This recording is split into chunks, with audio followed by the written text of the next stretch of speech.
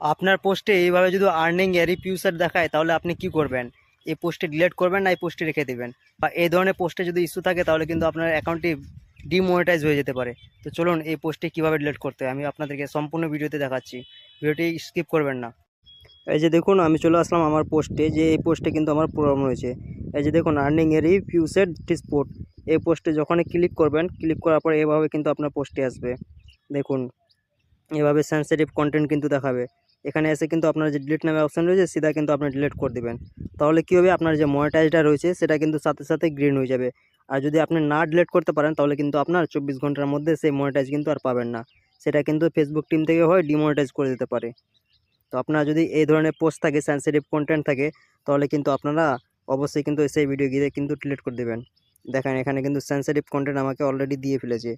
আমি কিন্তু already delete করে ফেলেছি। আপনার যদি এভাবে প্রোফাইলে বা পেজে সমস্যা হয় তাহলে কিন্তু আপনি অবশ্যই গিয়ে কিন্তু ডিলিট করে দেবেন।